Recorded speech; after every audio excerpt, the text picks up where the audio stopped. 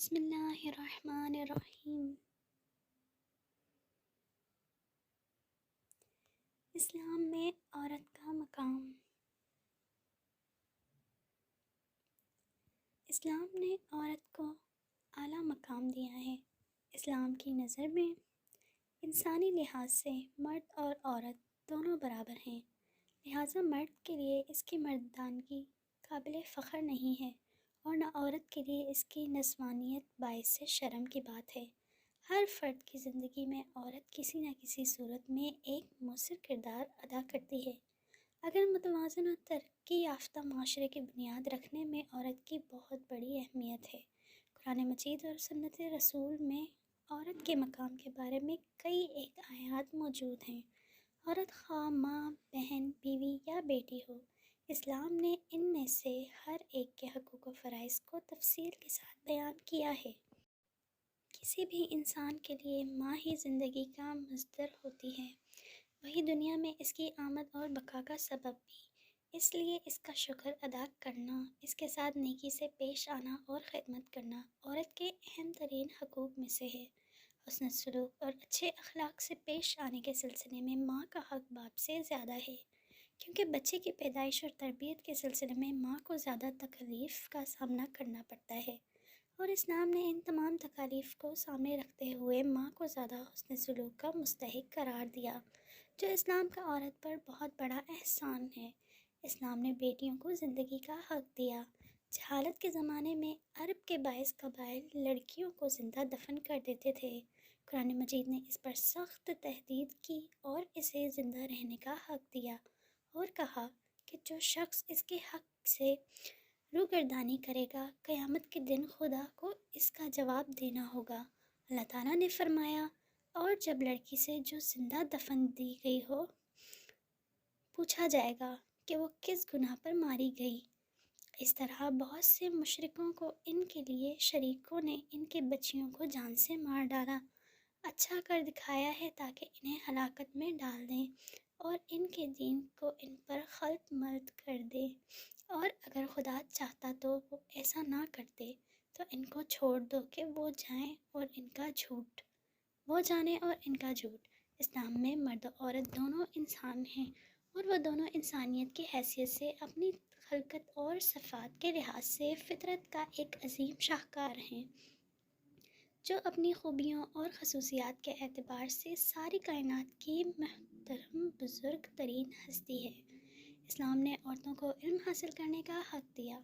انسان کی ترقی کا دار و مدار علم پر ہے، اور کوئی شخص یا قوم علم کے بغیر نہیں رہ سکتا۔ یہ صرف مردوں یا کسی خاص طبقے کے لیے نہیں ہے، بلکہ اسلام نے علم کو فرض قرار دیا اور مرد و عورت دونوں کے لیے اس کے دروازے کھولے، اور جو بھی اس راہ میں رکاوٹ و پابندیاں تھیں سب کو ختم کر دیا۔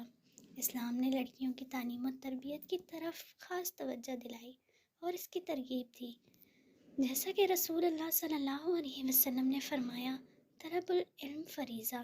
ایک دوسری جگہ ابو سعید خدری کی روایت ہے کہ رسول اللہ صلی اللہ علیہ وسلم نے فرمایا، جس نے 3 لڑکیوں کی پرورش کی، ان کو تعلیم و تربیت دی، ان کی شادی کی اور ان کے ساتھ بعد میں بھی حسن سلوک کیا، تو اس کے لیے جنت ہے۔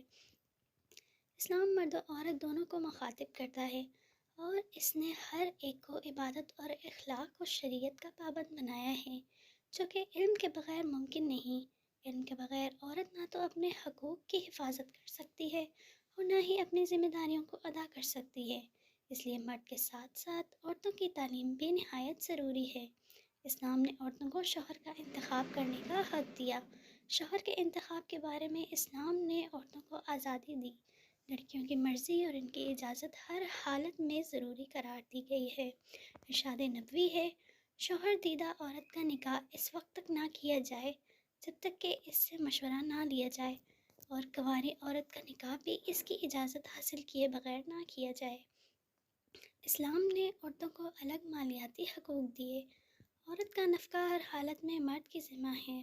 اگر بیٹی ہے تو باپ کے ذمہ، بہن ہے تو بھائی کے ذمہ، بیوی ہے تو شوہر پر اس کا نفقہ واجب کر دیا گیا، اور اگر ماں ہے تو اس کی اخراجات اس کے بیٹے کے ذمہ ہیں، تاکہ ہر حالت میں عورت کی عزت و کرامت محفوظ رہے۔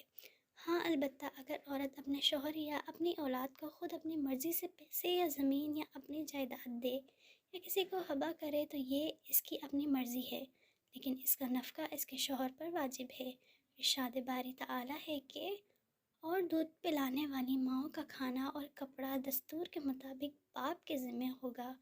کسی شخص کو اس کی طاقت سے زیادہ تکلیف نہیں دی جاتی۔ صاحب وسعت کو اپنی وسعت کے مطابق خرچ کرنا چاہیے، اور جس کے رزق میں تنگی ہو وہ جتنا خدا نے اس کو دیا ہے اس کے موافق خرچ کرے۔ خدا کسی کو تکلیف نہیں دیتا مگر اسی کے مطابق جو اس کو دیا ہے، اور خدا عنقریب تنگی کے بعد کشائش پہ بخشے گا۔ نبی کریم صلی اللہ علیہ وسلم کی وصال کے بعد نصف صدی تک امہات المؤمنین نے علمی خدمات سر انجام دی۔ ان میں سے حضرت عائشہ رضی اللہ تعالیٰ عنہ کا علمی مرتبہ بہت بلند اور وسیع ہے۔ وہ امت مسلمہ کی ماہرانہ عالمہ تھی۔ علمی میدان میں آپ صلی اللہ علیہ وسلم نے علمی، اجتماعی، معاشرتی عظ و نصیحت اور امت کی تعلیم و تربیت کے لیے بہت کام کیے۔ حضرت عائشہ کی اعلیٰ صلاحیتوں کو رسول اللہ کی تربیت نے جلا بخشی، اس لیے تمام دینی علوم میں انہوں نے مہارت حاصل کی، اور آپ کے حلقہ علم میں کبار صحابہ کرام رضی اللہ عنہم بھی شریک ہوتے تھے۔ آپ کے شاگردوں کی تعداد سینکڑوں میں تھی، اور کبار صحابہ کی طرح حدیث و فقہ، فتویٰ، طب، انسان، شاعری عرب کی تاریخ میں اور ان کی مرجع کی حیثیت رکھتی تھی۔